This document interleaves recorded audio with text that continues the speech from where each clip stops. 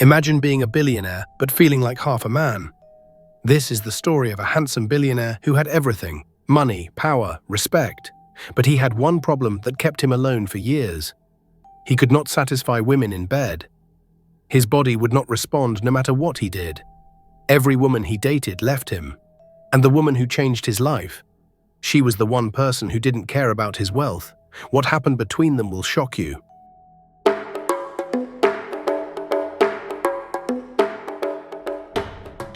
His name was Isaac. He was 38 years old, tall, handsome, rich beyond measure. He owned hotels, companies, and properties across Nigeria.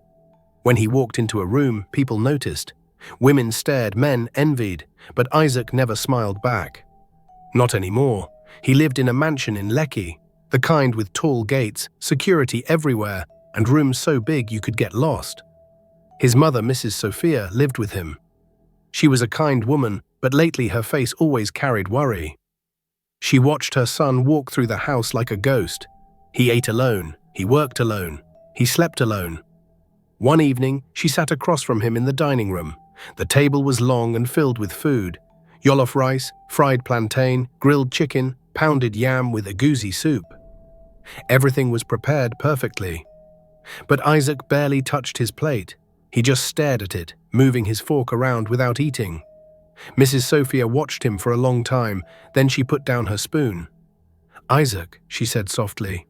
He didn't look up. "Isaac," she said again, this time firmer. He raised his eyes slowly. "Yes, Mama." She folded her hands on the table. Her voice was calm but heavy. "When will you bring a woman home?" Isaac sighed. He placed his fork down and leaned back in his chair. He had heard this question 1,000 times, every week, every month. It never stopped. "Mama, please, not today." "Then when?" she asked. Her voice cracked a little. "You are 38 years old. All your friends are married. They have children. I want to see my grandchildren before I die." Isaac stood up. He pushed his chair back slowly. The sound echoed in the quiet room. "Mama, I've told you before, I'm not interested." "Why?" she asked, her eyes filling with tears. "What happened to you? You used to be different. You used to smile. You used to laugh. Now you walk around this house like you're already dead." Isaac clenched his jaw. He looked away. "Mama, I don't want to talk about this." "But I want to talk about it," she said, her voice rising. "I'm your mother. I carried you in my womb. I raised you, and now I watch you suffer every day, and you won't even tell me why." Isaac's hands trembled. He wanted to speak, but the words wouldn't come out. He just stood there, silent, broken. Mrs. Sophia wiped her eyes. "Isaac, whatever happened, you can tell me. I won't judge you." But Isaac shook his head. "There's nothing to tell, Mama. I'm just not interested in marriage." "That's a lie," she said quietly, "and we both know it." Isaac didn't respond. He just walked out of the room, leaving his mother sitting there alone, staring at the empty chair across from her. She sat there for a long time. The food got cold. The house was silent. She knew something was wrong. She had known for years, but her son would never tell her, and that broke her heart even more. Isaac walked to his bedroom and closed the door. He sat on the edge of his bed and buried his face in his hands. His chest felt tight. His breathing was heavy. He wanted to scream, but he couldn't. He had learned how to suffer in silence. He stood up and walked to the window. He looked out at the city lights. Lagos was alive, cars moving, people laughing. Music playing somewhere in the distance, but inside this house, inside his heart, everything was dead. Isaac had not always been this way. Years ago, he was different. He smiled more. He laughed. He even believed in love. He believed in connection. He believed that one day he would find a woman who would love him, and they would build a life together. But then came the women. So many women. They came because of his money, his name, his status. They wore beautiful dresses, expensive perfume, and fake smiles. They called him baby and darling and my king. But Isaac knew better. He knew they didn't love him. They loved what he could give them. At first, Isaac enjoyed the attention. He liked being wanted. He liked the chase. He would take them to expensive restaurants, buy them jewelry, take them on trips. And for a while, it felt good. But every time things became intimate, something went wrong. He couldn't perform. No matter how hard he tried, no matter how much he wanted to, his body refused to cooperate. It was like a switch had been turned off inside him. He felt nothing, no desire, no passion, just shame. The women would leave, some quietly, some with cruel words. "You're not a real man," one of them said as she dressed and walked out of his bedroom. Another one laughed. She actually laughed. "All that money and you can't even satisfy a woman. What's the point?" One woman even took a video of him lying in bed, broken and ashamed, and threatened to post it online unless he paid her. He paid. He always paid. Because the alternative was worse. The rumors spread. Soon it became a joke. Headlines in blogs, whispers at parties, people he didn't even know were talking about him, laughing about him, judging him. "Did you hear about Isaac?" "Yes, I heard he can't perform. Such a waste. All that money and he's useless in bed." Isaac's reputation was ruined. Women avoided him. Those who stayed did so for money, not for him. They would smile in public, hold his hand at events, kiss him on the cheek. But behind closed doors, they were disgusted by him. He could see it in their eyes. Isaac tried everything. He went to doctors, therapists, specialists. They ran tests. They gave him pills. They told him it was psychological, not physical, but nothing worked. And with every failure, Isaac sank deeper into despair. Then came Kioma. She was beautiful, tall, light-skinned. She had long hair and a smile that could light up a room. She came into his life at a business event. She walked up to him with confidence and introduced herself. "I've heard a lot about you," she said. Isaac's guard went up immediately. "I'm sure you have," she smiled. "I don't believe everything I hear." That surprised him. "You don't?" She shook her head. "No, I believe in giving people a chance." They talked for hours that night. She was smart, educated. She had her own business. She didn't seem like the other women. She didn't ask for money. She didn't throw herself at him. She just talked to him like a normal person. They started dating. For the first time in years, Isaac felt hope. Kioma told him she didn't care about the rumors. She said she loved him for who he was, not for what people said about him. She said they would work through it together. Isaac believed her. He let his guard down, he opened his heart, and after 6 months he asked her to marry him. She said yes. They had a big wedding. His mother cried tears of joy.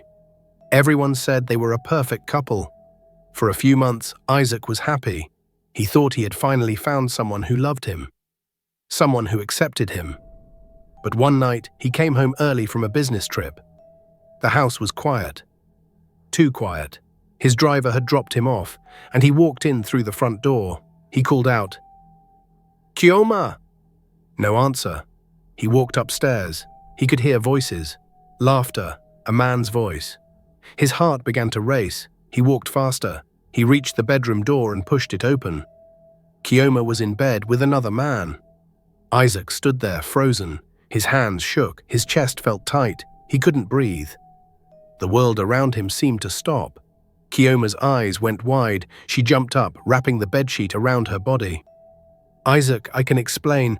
"Get out," he said quietly. She didn't move. The man in the bed started putting on his clothes, avoiding Isaac's eyes. "Get out," Isaac shouted. His voice echoed through the house. Kioma grabbed her things and ran. The man followed her, stumbling as he put on his shoes. Isaac stood alone in that room, staring at the bed he had shared with her, the bed where he had tried so hard to make things work. He walked over slowly. He stood there for a long time, just staring. Then he sat down on the edge of the bed and buried his face in his hands. He didn't cry. He had no tears left. He just sat there, empty. That night, something inside him broke. Not just his heart, his spirit, his hope, everything. He filed for divorce the next morning. He never spoke to Kioma again. She tried to call. She sent messages. She begged for another chance. But Isaac blocked her number. He wanted nothing to do with her. The divorce was finalized 3 months later. Mrs. Sophia cried. She had loved Kioma like a daughter. But when she found out what happened, she never spoke her name again. And Isaac. He swore he would never marry again. He built walls around his heart. Thick walls. Walls made of pain and betrayal. Walls no one could break. That was 3 years ago. Since then, Isaac had lived like a shadow. He went to work, he came home, he ate, he slept, but he didn't live. He just existed. His mother watched him fade away. She prayed every night.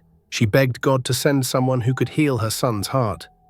But as the years passed, she began to lose hope. Until the day Isaac's car broke down. It was a hot afternoon, the kind of heat that made your skin burn and your throat dry. Isaac was driving back from a business meeting in a neighboring town. The meeting had gone well. He had signed a contract worth millions. But as usual, he felt nothing. No joy, no satisfaction, just emptiness. He was on a narrow road, surrounded by bushes and small villages.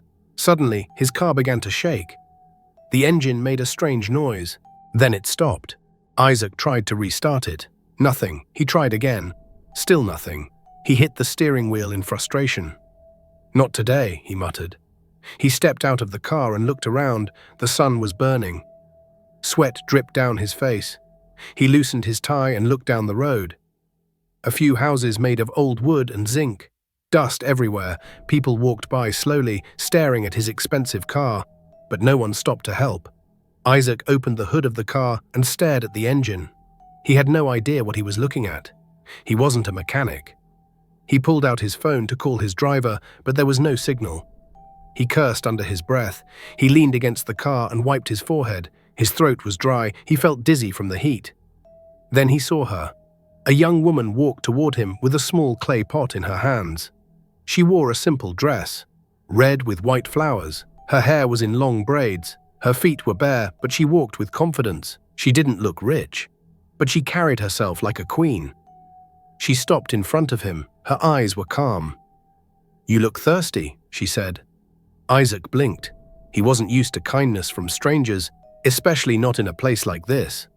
She poured water into a small cup and handed it to him. "Drink." He hesitated for a moment, then he took the cup and drank. The water was cool and sweet. It felt like life returning to his body. He drank it all, then handed the cup back to her. "Thank you," he said. She nodded. "Your car is broken?" "Yes." She looked at the car, then back at him. "There's a mechanic in the next village. I can call him for you if you want." Isaac looked at her, really looked at her. Her face was young, maybe 25. Her skin was smooth and dark. Her eyes were clear. She wasn't staring at his clothes or his car or his watch. She was just looking at him like he was a normal person. "Please," he said. "I would appreciate that."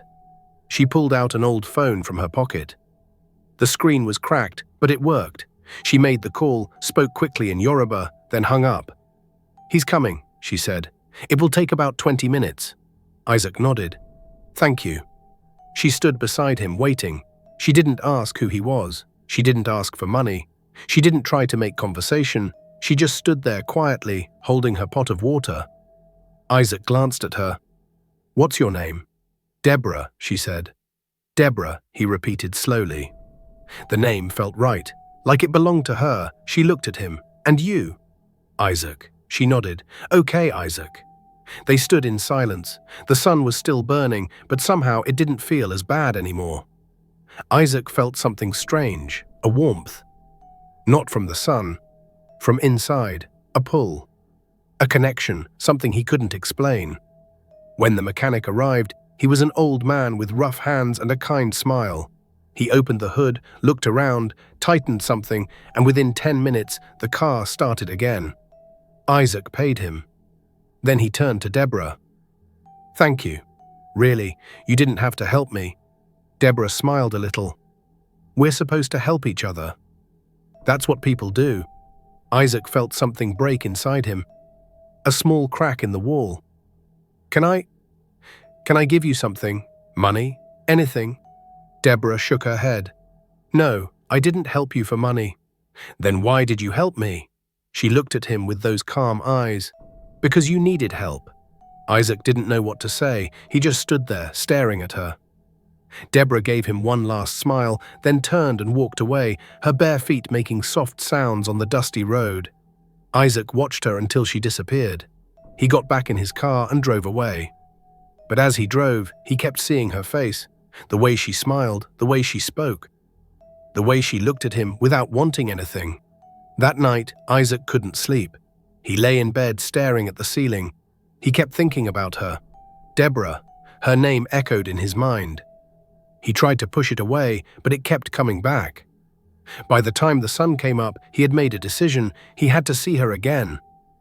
Isaac drove back to the village the next morning. He didn't tell his mother. He didn't tell his driver. He just went alone. He parked near the main road and asked an old man sitting under a tree, "Do you know a girl named Deborah?" The old man looked at him. His eyes were sharp. "Deborah?" "Yes. She lives with her parents in the old compound near the river." "Can you show me?" The old man pointed down a narrow path. "Follow that road, you will see it." Isaac thanked him and walked. The path was rough, stones and dirt. He was wearing expensive shoes, Italian leather, but he didn't care. He kept walking. After a few minutes, he saw the compound. It was small, the walls were cracked and covered in moss. The roof had holes patched with old tarpaulin. The gate was made of rusted metal, but the yard was clean, swept. A few plants growing in old paint cans. Isaac stood there for a moment. He looked at the house, then he looked at his clothes, his watch, his shoes. He suddenly felt out of place. But he had come this far, he couldn't turn back now. He knocked on the gate. A woman opened it. She was older, thin, with tired eyes and grey hair. She wore a faded wrapper and a loose blouse. She looked at Isaac suspiciously. "Yes," she said. "Good afternoon, Ma. I'm looking for Deborah."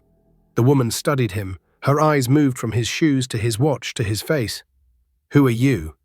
"My name is Isaac. Deborah helped me yesterday when my car broke down." The woman's face softened a little. "Oh, wait here." She closed the gate and went inside.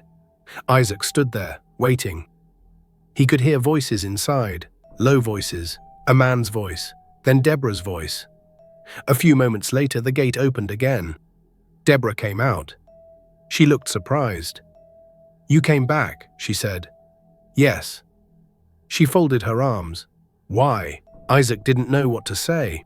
He had practiced in the car, he had prepared speeches, but now standing in front of her, all the words disappeared. He just looked at her. I wanted to see you again," he said finally. Deborah tilted her head. "For what?"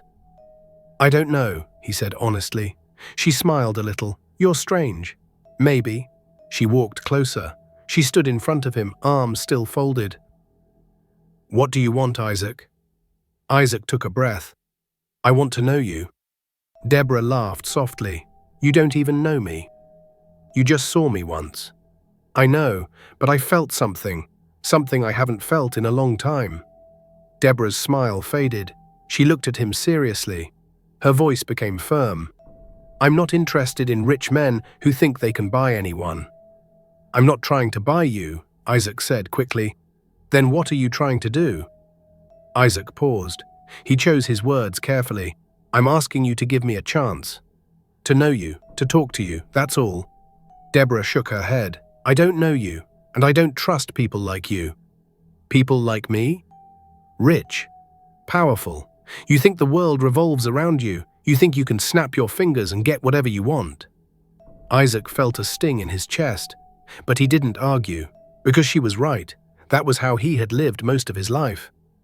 "You're right," he said quietly. "I've lived like that, but I don't want to anymore." Deborah studied his face. She saw something in his eyes, pain, loneliness, something real. "What do you want from me?" she asked quietly. "I want to be your friend. Maybe more, but only if you want." Deborah looked down. "I'm poor. Look at where I live. Look at my clothes. I have nothing to offer you. I'm not asking you to offer me anything." She looked up at him again. "Then why are you here?" "Why me? There are so many beautiful women in Lagos, rich women, educated women, women who can match your status. Why are you standing here in a poor village talking to me?" Isaac took a step closer. "Because when I saw you, I felt alive again. For the first time in years, I felt something, and I don't want to lose that." Deborah's heart skipped, but she didn't show it. She kept her face calm. "I don't fall for sweet words, Isaac. I'm not trying to make you fall. I'm just trying to be honest." Deborah thought for a moment. She looked back at the house. She thought about her parents, Her father was sick. They had no money, no food some days. She thought about her life, how hard it was, how unfair it was. She turned back to Isaac. "I need a job." Isaac blinked. "What?" "I need a job. My father is sick. We have no money. If you want to help me with that. Not with love or romance or whatever this is." Isaac nodded slowly. "What did you study?" "Event planning and management. I went to a polytechnic in Ibadan. I finished 4 years ago, but I haven't been able to find work." "Are you good at it?" Deborah's eyes flashed. "Very good," Isaac smiled. "Then I'll give you a job. You'll work with my company. You'll plan events. But there's one condition." Deborah raised an eyebrow. "What?" "You do the job well. I'm not giving you charity. I'm giving you a chance to prove yourself. If you fail, you're out. If you succeed, you'll be paid well." Deborah looked at him. She studied his face. She was trying to see if he was serious or if this was just another game. But his eyes were clear, honest. "Fine," she said, "but don't think you've bought me. I'm accepting this job because I need money, not because I like you, not because I'm impressed by you, just because I need to survive." Isaac's smile grew. "I wouldn't dare think otherwise." Deborah nodded. "Good. When do I start?" "Monday. I'll send a car to pick you up."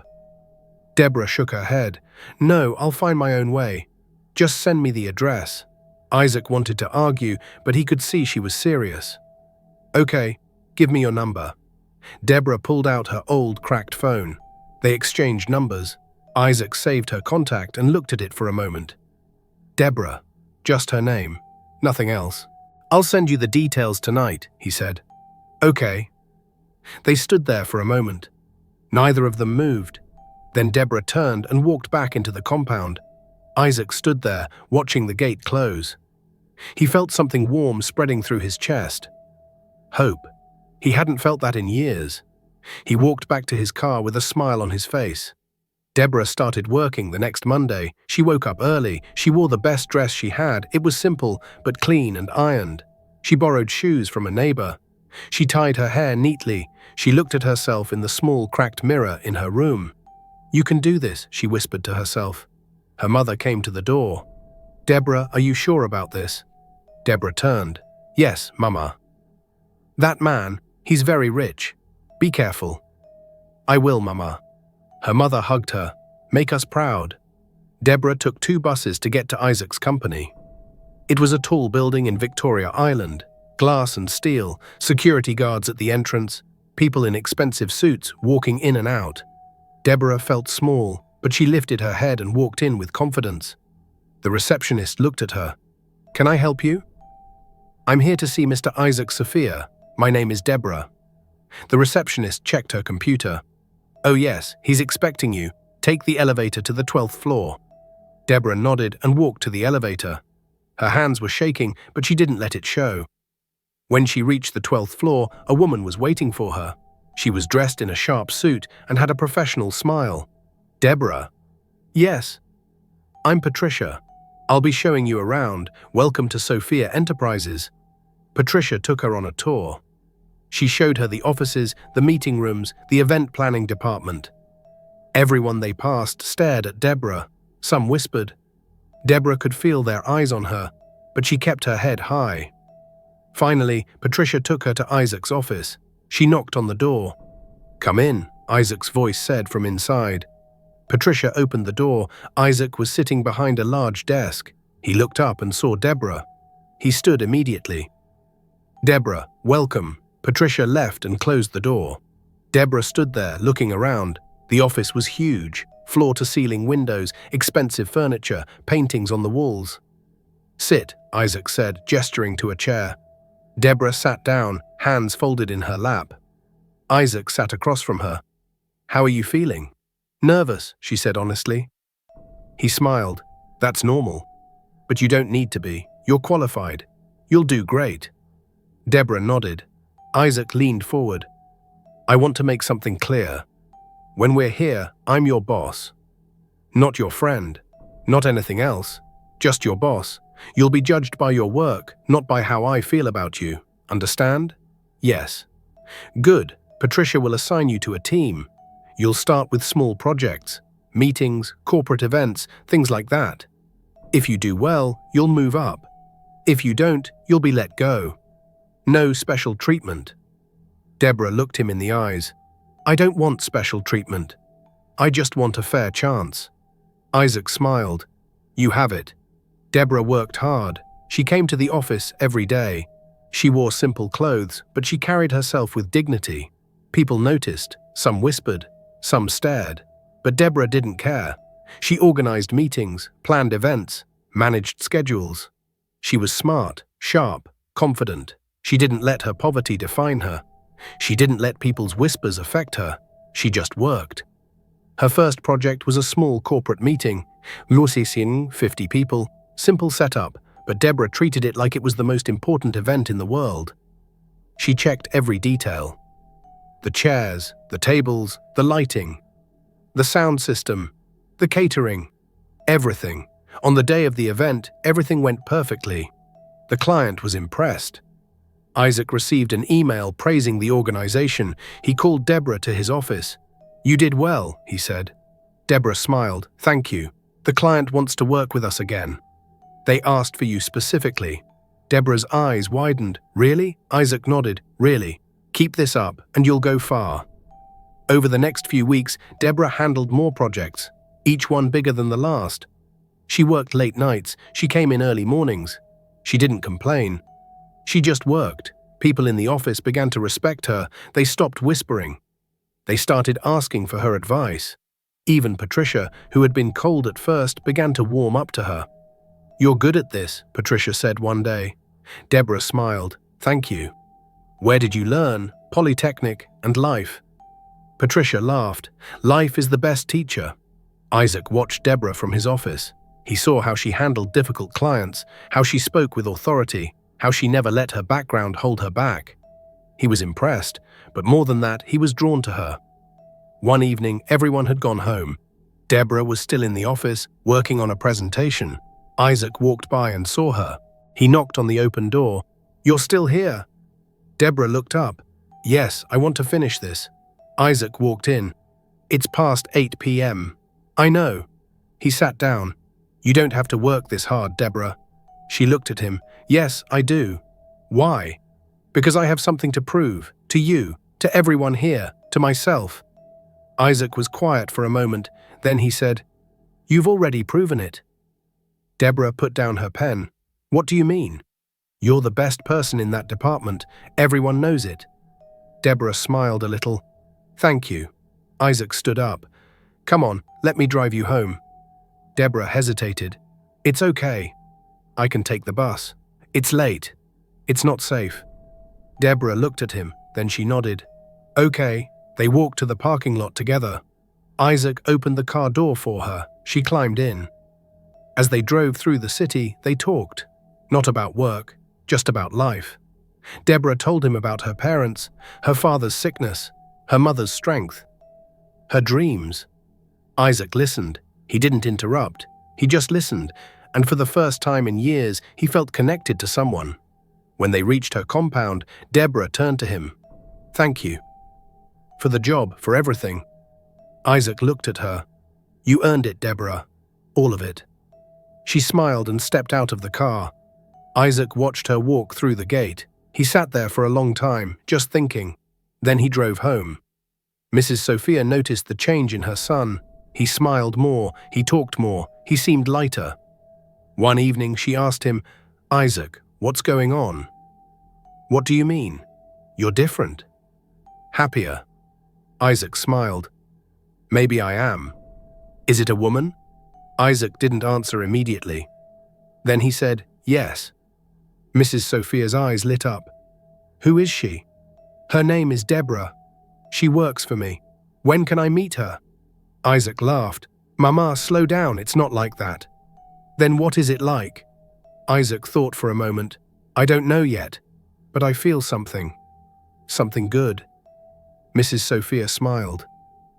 Good. It's about time. 1 month later, Isaac called Deborah into his office. I'm planning a big event, he said. A charity gala, 500 guests, politicians, businessmen, celebrities. It's one of the biggest events of the year. Deborah's eyes widened. That's huge. I know. And I want you to organize it. Deborah sat back. Isaac, that's a big responsibility. I know. Can you handle it? She looked at him. Yes. Good. You'll have full control. Budget, guests, venue, entertainment, everything. But if anything goes wrong, it's on you. Deborah nodded. I understand. You have 2 months. Deborah stood up. I won't let you down. She didn't. Deborah worked harder than she had ever worked before. She called venues. She negotiated with vendors. She designed the layout. She coordinated with security. She managed the guest list. She did everything. There were challenges. One vendor tried to overcharge her. She negotiated him down. One guest refused to confirm. She called him personally and convinced him to come. The sound system had issues. She found a backup in 24 hours. Isaac watched from a distance. He wanted to help, but he didn't. This was her project, her moment. The night of the gala arrived.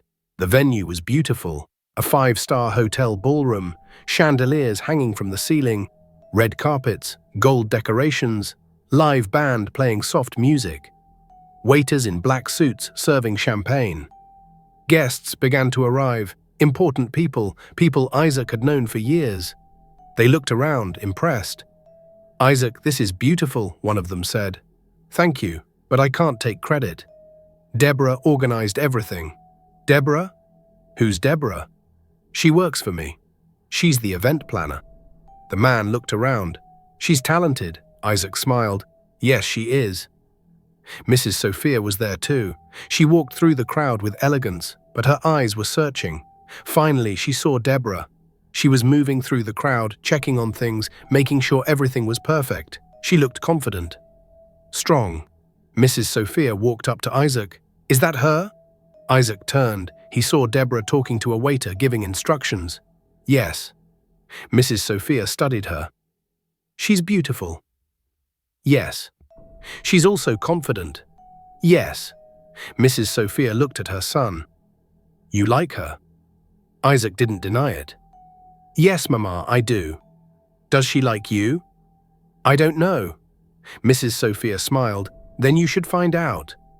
The event was a success. Everything went perfectly. The speeches were moving. The food was excellent. The entertainment was top-notch. By the end of the night, people were congratulating Isaac. Best gala you've ever hosted, one man said. Thank you, Isaac replied, but he wasn't thinking about the gala. He was thinking about Deborah. After everyone left, Isaac found Deborah in the back room. She was sitting on a chair, taking off her shoes. She looked exhausted but happy. You did it, Isaac said. Deborah looked up and smiled. We did it. No, you did it.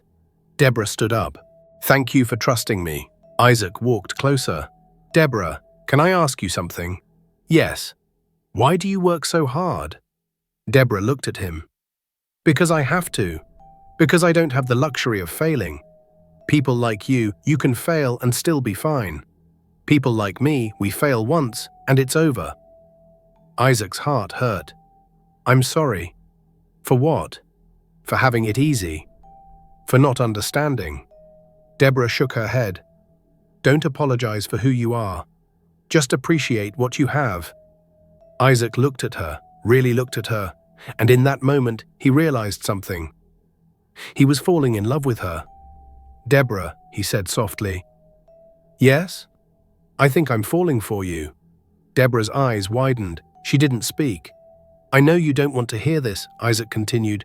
I know you said you're not interested. But I can't keep it inside anymore. Every day I see you, I feel something. Every time you smile, my heart skips. Every time you speak, I want to listen forever. Deborah took a step back.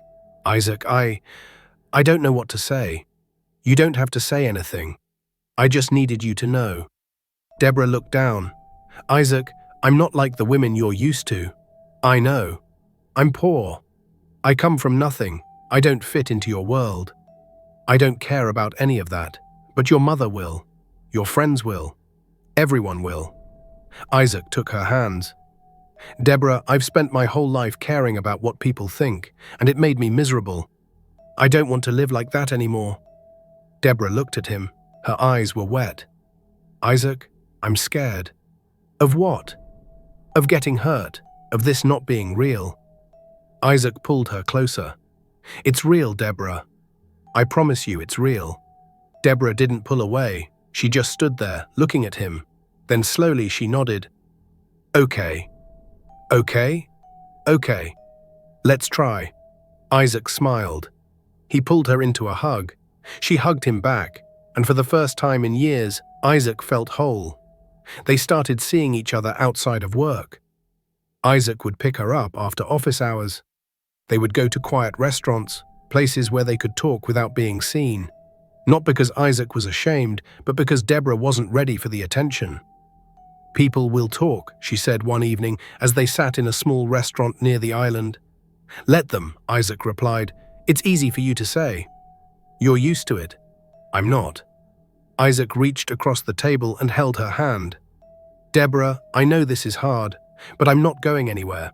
I'm with you, for as long as you'll have me."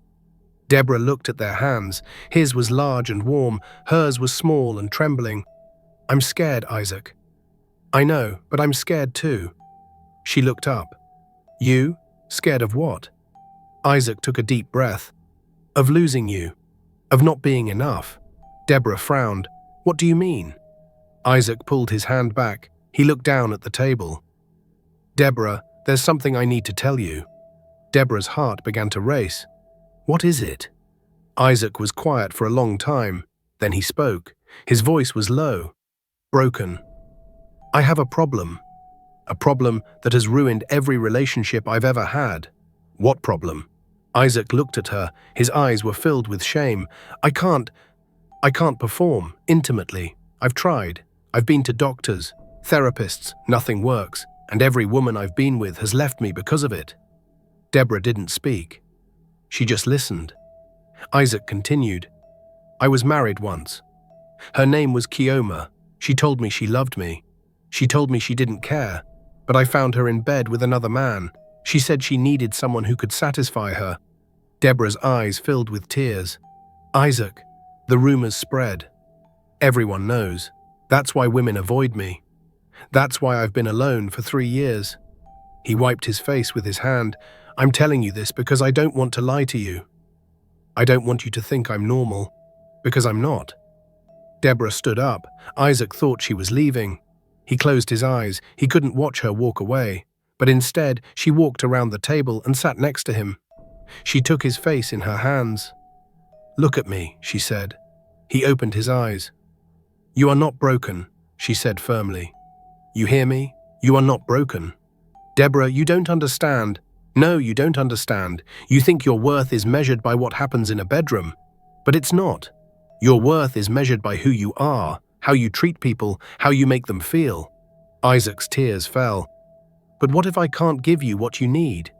Deborah smiled. "What I need is someone who sees me, someone who respects me, someone who makes me feel safe. And you do all of that. But what about—" "Shh," she whispered. She leaned forward and kissed him. It was soft, gentle. When she pulled back, she said, "We'll figure it out." Together, Isaac held her. He buried his face in her shoulder and cried. All the pain he had carried for years came out, and Deborah held him through it all. Weeks passed. Isaac and Deborah grew closer. They talked about everything, their fears, their dreams, their pasts. Deborah told him about growing up in the orphanage system after her parents struggled. Isaac told her about the pressure of being rich, how lonely it was at the top. One evening, Isaac took Deborah to meet his mother properly. Mrs. Sophia had prepared a big dinner. Jollof rice, fried rice, chicken, fish, salad, everything. She wanted to impress Deborah. When they arrived, Mrs. Sophia opened the door with a big smile. "Welcome, my dear." Deborah smiled nervously. "Thank you, Ma." They sat in the living room. Mrs. Sophia studied Deborah, her clothes, her posture, her eyes. She was trying to see what her son saw in this girl. "So, Deborah," Mrs. Sophia began, "Isaac tells me you're an event planner." "Yes, Ma." "And you organized the charity gala?" "Yes, Ma." Mrs. Sophia nodded. "It was beautiful." Everyone is still talking about it. Thank you, Ma. There was a pause. Then Mrs. Sophia asked, Where are you from? Deborah hesitated. I'm from a small village outside Ibadan, Ma. And your parents? They're still there. My father is sick. My mother takes care of him. Mrs. Sophia's face softened. I'm sorry to hear that. Thank you, Ma. Another pause. Then Mrs. Sophia said, Deborah, I'm going to be honest with you. When Isaac told me about you, I was worried. Deborah's heart sank. Mrs. Sophia continued, I was worried because my son has been hurt before. Badly, and I didn't want to see him hurt again. I understand, Ma. But, Mrs. Sophia said, her voice softening, I've watched him over the past few months. And I've seen something I haven't seen in years. I've seen him smile. I've seen him laugh. I've seen him live again. And that's because of you. Deborah's eyes filled with tears. Mrs. Sophia reached over and took Deborah's hand. I don't care where you come from. I don't care about your background. All I care about is that you make my son happy. And you do, so you have my blessing. Deborah couldn't hold it in. She cried. Mrs. Sophia stood up and hugged her. Isaac watched from the doorway, his own eyes wet. That night, after dinner, Isaac drove Deborah home. As they sat in the car outside her compound, Deborah turned to him. Your mother is wonderful, she said. She likes you. I like her too. Isaac took her hand. Deborah, I know we've only been together for a few months, but I need you to know something. You've changed my life. Before you, I was just existing. Now I'm living. Deborah smiled. You've changed my life too, Isaac. You gave me a chance when no one else would. You saw me when I was invisible. Isaac leaned closer. Deborah, I love you. Deborah's breath caught. Isaac, I love you, and I want to be with you, not just for now, but forever. Deborah looked at him. Then she said, I love you too. They kissed. It was deep, passionate. When they pulled apart, Deborah said, Come inside. Isaac looked at her. Are you sure? Yes. My sweet family, before we move forward with the story, tell us, where are you watching from? Lagos, Abuja, Accra, Nairobi, Cape Town, London, Paris, Toronto, New York, Karachi, Dubai, Mumbai. Drop your location in the comments so we can see how far love and respect can travel across this world. They walked into the compound together. Deborah led him to her small room. It was simple, a bed, a chair, a small table, but it was clean. Isaac looked around. This was where she lived, where she slept, where she dreamed. Deborah locked the door. She turned to him. Isaac, I need you to know something. I don't have experience. I've never been with anyone. Isaac's eyes widened. Deborah, we don't have to. I want to, she said. I want to be with you, but I need you to be patient with me. Isaac walked to her. He held her face. Deborah, we'll go as slow as you need. And if you change your mind, we stop. Okay? She nodded. They moved to the bed. Isaac was gentle, patient. He kissed her slowly. He touched her carefully. He kept asking, Is this okay? Deborah nodded. Yes. As things progressed, Isaac felt the familiar fear rising. What if it didn't work? What if he failed again? What if she left like everyone else? But Deborah sensed his fear. She pulled him close and whispered, It's okay. I'm here. I'm not going anywhere. And something happened. Something Isaac had never experienced before. His body responded. For the first time in his life, everything worked. He looked at Deborah with shock. She smiled. See, she whispered, You're not broken. When it was over, Isaac lay there with tears streaming down his face. Deborah held him close, running her fingers through his hair. I thought I was incomplete, he said, his voice shaking. You were never incomplete. You just needed the right person. Isaac held her tighter. I love you so much. I love you too. They lay there for hours, just holding each other. Isaac felt whole for the first time in his life. And Deborah felt loved, truly loved, not for what she could give, but for who she was. The next morning, Isaac woke up and looked at Deborah sleeping beside him. He couldn't believe it. Everything he had thought was wrong about him was gone. Just like that. With the right person. He got up quietly and called his mother. "Mama, I want to marry her." Mrs. Sophia was silent for a moment. Then she said, "Are you sure?" "I've never been more sure of anything in my life." Mrs. Sophia smiled on the other end. "Then marry her. You have my blessing." They got married 6 months later. It was a beautiful wedding. Not too big, just family and close friends. Deborah's parents were there. Her father had gotten better. He cried as he walked his daughter down the aisle. Mrs. Sophia sat in the front row, beaming with pride. Isaac kissed her forehead. "A year ago, I was broken, alone, lost. And now I'm sitting here with the woman I love, the woman who healed me." They sat in silence for a moment. Then Deborah said, "Isaac, can I tell you something?" "Anything." "You were never broken. You just hadn't found the right person. Those women didn't leave because there was something wrong with you. They left because they were wrong for you." Isaac nodded. "I know that now." "Good, because I never want you to think you're less than whole. You're perfect, just as you are." Isaac held her hand. "So are you." Deborah continued working at the company. She became the head of the event planning department. She hired a team. She trained them. She built something she was proud of, and Isaac supported her every step of the way. 1 year later, Deborah got pregnant. Isaac cried when she told him. He had always wanted children, but he had given up on the idea years ago. Now it was happening, with the woman he loved. Mrs. Sophia was overjoyed. She cried and thanked God. "I told you," she said to Isaac. "I told you the right woman would come." "You were right, Mama." Deborah gave birth to a baby boy. They named him Samuel. He had Deborah's eyes and Isaac's smile. Isaac held him for the first time and wept. "Thank you," he whispered to Deborah. "Thank you for giving me everything." Deborah smiled. "You gave me everything first." Isaac realized something in that moment. He had spent years thinking he was broken, thinking he was incomplete, thinking he would never find love. But he wasn't broken. He was just waiting for the right person. The person who would see past his wealth, past his reputation, past his fear.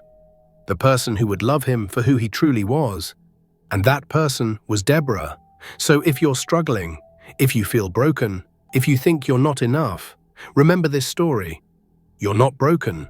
You're just waiting for the right person, the person who will see you, the person who will love you, not for what you have, not for what you can give them, but for who you are. Don't settle, don't rush, wait, because the right person is worth waiting for, and when you find them, everything will make sense, everything will fall into place, just like it did for Isaac and Deborah. Now tell me, what did you learn from this story? Was there a moment that touched your heart? Let me know in the comment section. I would love to hear your thoughts. A brand new story is coming in just a few days. It's deep, emotional, and full of unexpected moments. So please subscribe to my channel, Roots of the African Tales, turn on the notification bell so you don't miss it. If this story moved you, don't forget to like the video and share it with your friends and family. Thank you so much for watching. I truly appreciate you. See you in the next one.